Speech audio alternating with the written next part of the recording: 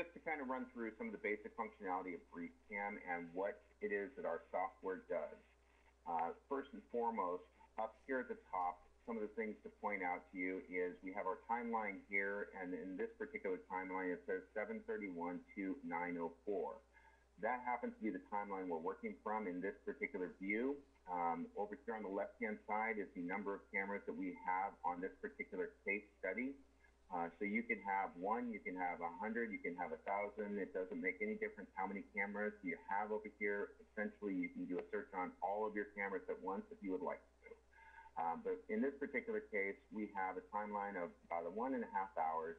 And if you look at all the objects here, they all have timestamps on them. These timestamps represent the time that this particular object travels through this particular timeline. So if I happen to click on this SUV towing a trailer over here, or this SUV that may be towing a trailer, you will actually see that particular vehicle travel through the scene and exactly when it does travel through the scene. And more importantly, you also notice that there's a lot more dead space in the overall view here. The reason for that is BriefCam is condensing the overall view from this 1.5 hours down to 8 minutes. And that by default is one of the first things that we do. We condense and take out all of the dead space. In addition to that, we are also identifying every possible detail that we can from every object traveling through the scene. And we give you the ability to identify any and every possible piece of information to help refine and extract the information faster from the video that you have. In this particular case, I'll pick red pickup trucks, and the system will then go through and look for every red pickup truck in this particular view and come up and show you the results. Now, I'll stop right here and I'll show you up here we have a number in green. This represents the actual number of objects that meet this criteria, being 46 that meet pickup and red, out of 3,918. This 3,918 represents the total number of objects in all 4 of these scenes, which is why this number happens to be different from this number. This is just 3,401 objects in this scene, and this is the overall number of objects over all 4 of them. Some of the other things that we can obviously do is, as you see here, we can even select motorcycle, and we can identify the number of motorcycles that are traveling through the scene as well. In this case, 22 out of that total number. Now, we give you a lot more ways to refine and extract the information quicker, including whether we identify certain characteristics and attributes, such as long pants, shorts, long sleeve or short sleeve hats, no hats, bags, backpacks, or handheld. We also give you the ability to adjust the tolerance level, being a little bit more loose or a little bit more strict, depending on your preference. So this gives you the ability to extract whatever kind of information, and I'll come over here and essentially select, as an example, let's pick a woman. And we'll be able to extract every woman crossing through the scene right there. Now, again, we can take it one step further. We can say we only want the people traveling northbound on this particular case. Or we can pick colors. Or we can specifically look for a certain person traveling at a certain speed. Let's say she's running. Whatever the case may be, we allow you the ability to identify all of those individuals traveling in this particular camera scene. Now, some of the other functionality that BriefCam also offers is we allow you to, close this down here, and I will open up this one here. We allow you to do searches over multiple different pictures, as I mentioned before. So if I come in here and I select bicycle, I can actually identify every single bicycle. And as I mentioned up here, this number here represents the total number, being 738, 535 on this particular view, 40 on here, 96 on here, and 67 on this one. And we can identify exactly how many bicycles appear in each of these particular scenes. So if I was to come in here and look at this and just run the synopsis view of just the traveling through the scene. This is what we look like.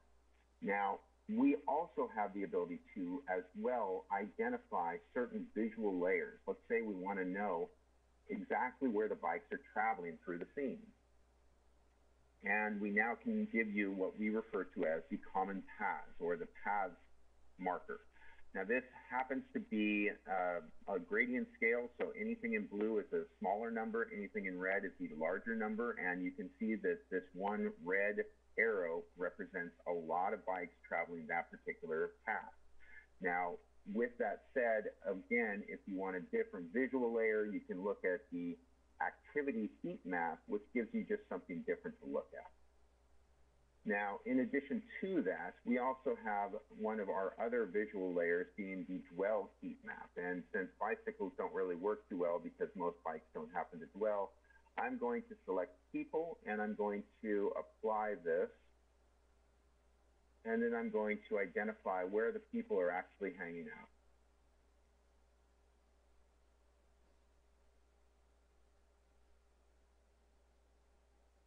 Now, we can identify here that, yeah, we can understand there's going to be a lot of people walking up and stopping for traffic, but back here we see that there's a lot of people hanging out, and we see that by the gradient scale here.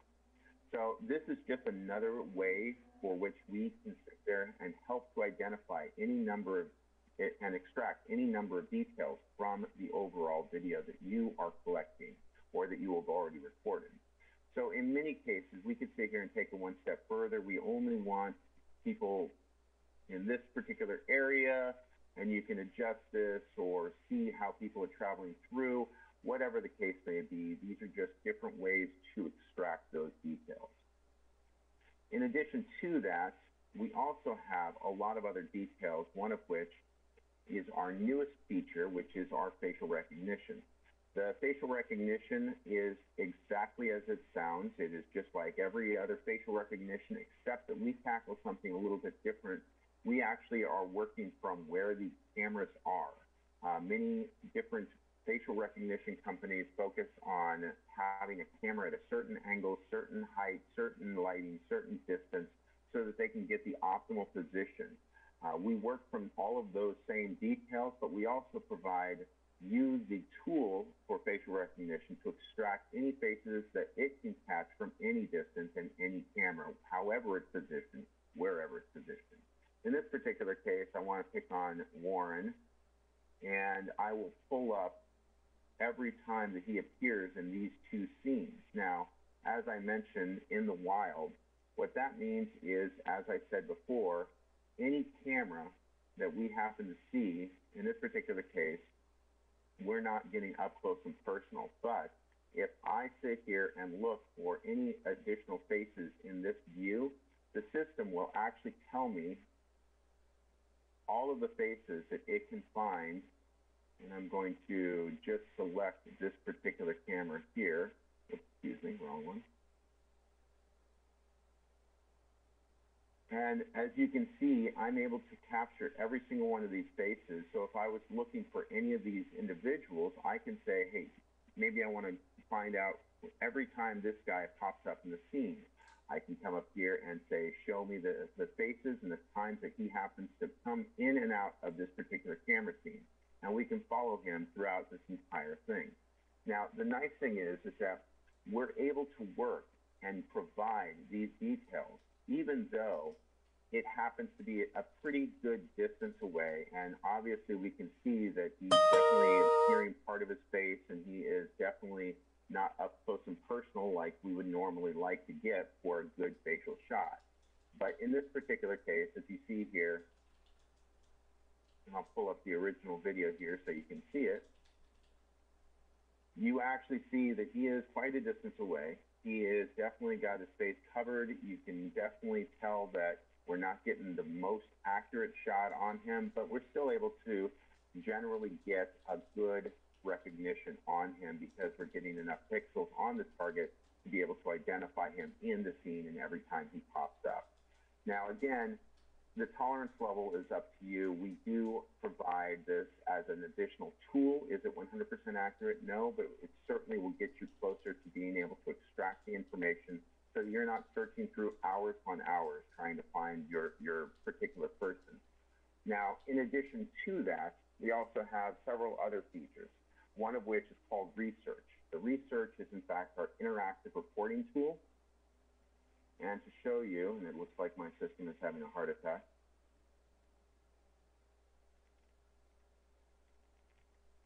And it is.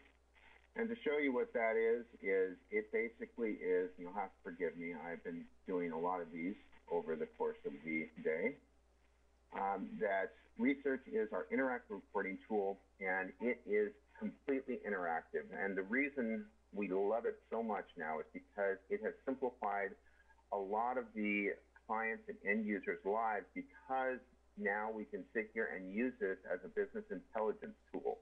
So for all of those purposes of trying to identify certain characteristics, whether cities are trying to identify how many bikes are traveling down particular streets, as to whether that justifies adding a bike lane, whether you want to identify how many people are traveling across a crosswalk, or how many people are traveling through a particular intersection, all of this is well within your right, and you can sit there and break it out into any kind of format that you would choose.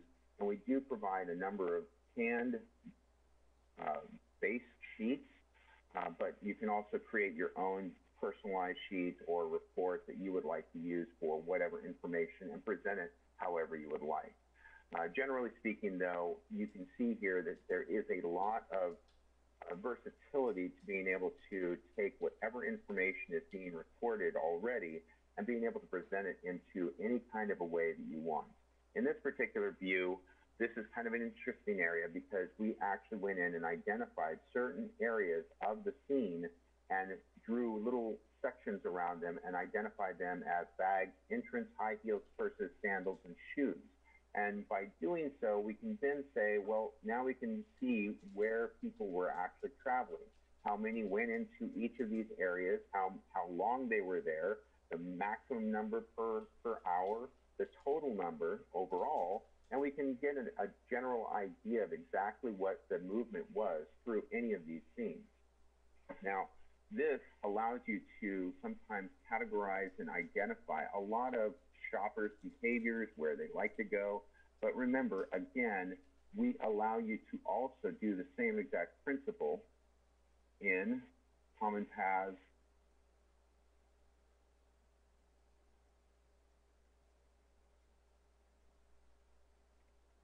and I will show you exactly how it looks. And this is the area that we were talking about in some of the retail sections that we were identifying. High heels, up here we had purses, but we're able to identify where the people are actually walking through this particular retail section. But this could be something other than retail. It could be your business. It could be a intersection. It could be anything. Whatever you decide is important to you and your department, the information is readily available. In addition to that, we also do provide live alerts. And by live alerts, I mean as close to real time as it's possible. We are not Minority Report. We do not have any precogs, but we do give you the capability to identify certain criteria and characteristics that you're looking for. I created these just as a test platform: jaywalkers, cyclists on sidewalks, illegal U-turns, trucks driving north, etc. And to show you exactly what you get, these come in at whatever device in whatever way you choose, whether you want it emailed to you, whether you want it on some type of device, you want an alert in some fashion, form, or other. You decide how you want to receive these alerts, and we can then send this information to you that way. Now, with that said, this is one of the best parts of this system. We firmly believe in the motto KISS, or otherwise known as Keep It Simple, Stupid. The reason for that is because we realize that a lot of our users have enough that they're dealing with. They don't need to sit there and relearn a new system in order to do their job. So we have made it so simplified that it is literally this easy to sit there and create a rule. And I'm going to walk through. You give it a name, you identify a particular camera, You then wait for this to pop up and say, I am looking for anyone doing an illegal U-turn, but more specifically, I would just like to find out all the motorcycles that are doing an illegal U-turn. And then you create. That's as easy as we can possibly make it for you. And then it creates all of these, and you can then run them, get the alerts as you would like them to come in, etc. So this is how simplified we've now made it for you. And some of our different clientele, from cities and governments to airports to harbors to you name it, every single type of alert has been set up, from the possibility of cargo trucks and vans pulling up and parking for more than 30 seconds, seeing an alert so that there's no concern of a van showing up and blowing up, to looking for specific bolos. Somebody happens to identify someone of interest that they need to be on the lookout for. And so they send that information to either the group, and they create an alert for either that person or somebody matching their description or the description of a vehicle. All of these can be set up as alerts. Eric, this is Ray. I have a question for you. Specifically yes. regarding the alerts, if you have these rules created in BriefCam, and if you're using a compatible VMS, such as Milestone or one of the other ones that are compatible, will BriefCam send the alert to the VMS so that whoever is connected to the VMS as like a security person who's monitoring these cameras, multiple people can get the alert in real time? Yes. We actually are premier partners with Milestone. We do have some premier partners. Milestone is one of them, and yes, they do have an integration that provides for the alerts to come in through the VMS, and you will get them as they come in. So your personnel who are in whatever EOC or whatever group happens to be monitoring this will be receiving these alerts. Okay, thank you. Now, as far as some of the other capabilities and some of the other functionality, again, just to kind of run through and break down exactly what each and every piece has. So you do have the ability to identify specifically which camera you want to use. You have the ability to identify time range. You have all of these classifications, and we are continually adding new classifications as time progresses. We will be adding a lot of new features and functionality to the system, and the great news is that it is all going to be added to our clientele at no cost, which is really quite a benefit to them. Then, of course, we happen to have the attributes, which, like I said before, long sleeve, short sleeve, hats, no hats, etc., as you can see here. But the very interesting part that I didn't happen to touch upon is also one that I really do want to touch upon, and it's appearance similarity. In this particular case, for anything that we don't happen to have a, let's say, criteria for yet, let's say in this particular case, I'm looking at this view right here of intersection 1, and I happen to be looking through here and say, hey, you know, maybe I'm looking for any vehicle that travels in front of a bush or shrub. That happens to be what I'm looking for. So I come down here, I can set the appearance similarity and apply. And now any vehicle that happens to travel through and in front of any kind of a bush, maybe that was what I was looking for. And it's going to now identify every vehicle that does that. And to show you, every single one of these will identify that. So appearance similarity is an extremely powerful tool if you are looking for something but not quite sure of what it is. It doesn't fit any of these classifications. It doesn't fit any of these attributes, but you certainly want to identify this behavior. You now have the potential to sit there and use appearance similarity to identify this behavior and look for it.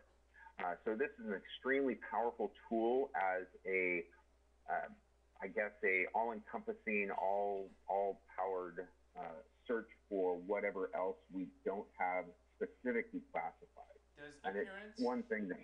Sorry, does appearance similarity also apply to, for example, people walking through a crowded area who are wearing hats and glasses? Would you be able to filter Yes. that way? Okay.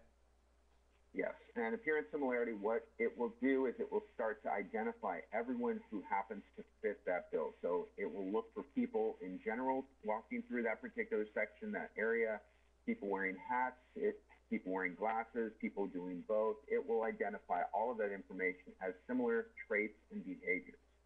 So it does absolutely work in that regard. Regarding the facial recognition, when you're searching for a particular face, let's say the suspect put a hat on and or put some kind of head covering on, like a hoodie, for example, to try to avoid cameras. Will the software, will BriefCam allow you to show results before he put the head covering on and after, or is it just going to show you the facial results before he put the head covering on? No, the head covering doesn't make any difference to us because we're not looking necessarily at the hair. We're looking at the facial structure just as every other facial detection system does. It is analyzing the overall face, and whether they put a hat on or not, it doesn't make any difference because their face is still the same.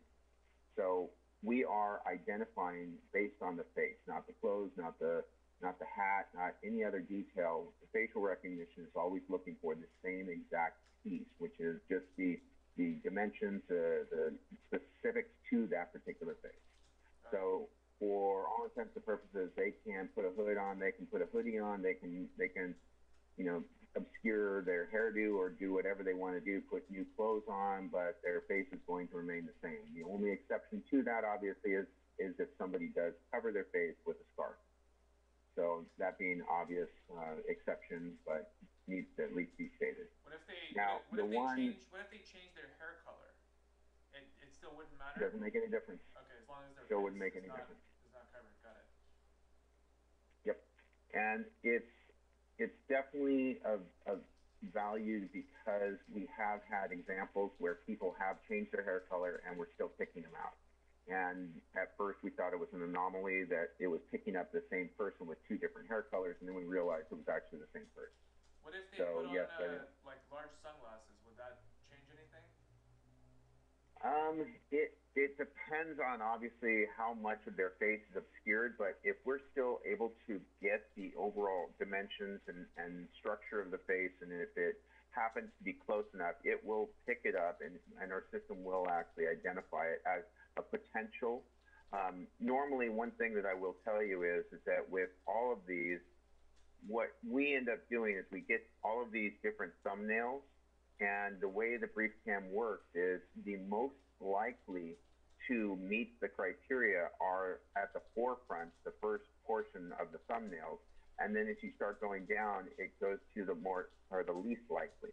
And so in that particular case with the facial recognition, you'll have your most likely hits, and then you'll have possible hits, and then possibly the least likely hits as you go and scroll down.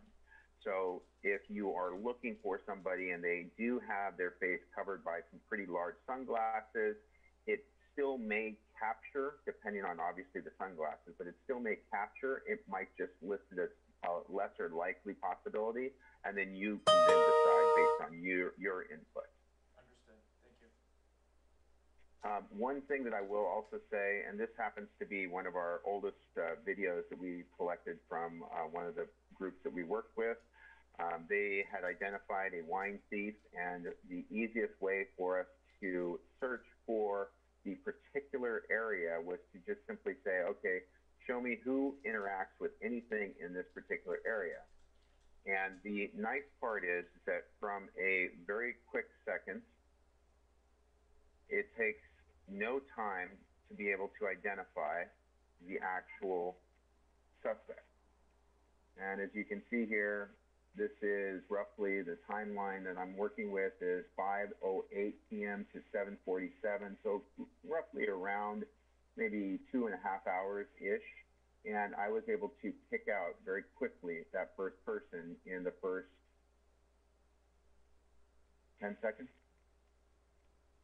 And it picks up the most likely, those who actually interacted with the stuff here, and then it works its way through the lesser likely as you start going through. So the fastest way for us to be able to identify anybody is to use the BriefCam to forensically extract the information, whether you're trying to present it into a business intelligence tool for other departments within your organization, you are trying to set up live alerts, you are trying to just create a base for all the information that you are collecting, whatever and however you wish to use the system. The tools are here for you to be able to do that. So do you have any questions so far? No, everything is very straightforward.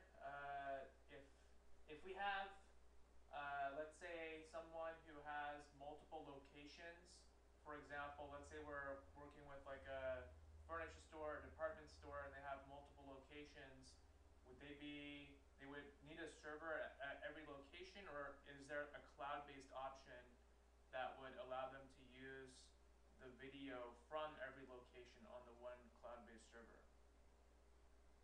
That essentially depends on the design of the clients. If they have, as an example, if they happen to be a client where they have multiple individual stores and they save their camera video locally and do not send it into the headquarters, then it might be necessary to be creative on the design. But normally, we would probably recommend having a server wherever the BMS is. So if obviously we're talking about an organization that has all of their video and they have a BMS, but its BMS is sending all of that information to a centralized location, then we only need to have one server. But if we have segmented departments or segmented locations that are autonomous, then you would probably have, depending on the number of servers that you might need or the number of locations, you might want to have a smaller server at each location, or however you'd like to do it. I mean, we're very versatile in how the system is designed. There are many clients who have a centralized hub and have BriefCam loaded on a server at that centralized location, and they just feed the cameras to that centralized location. And there are other clients who have a server at multiple locations so that they don't have to eat up the bandwidth and send a whole bunch of video over their network. So it really is very different for each individual. Understood. Okay, well, I appreciate your time. Thank you very much for the demo. No worries.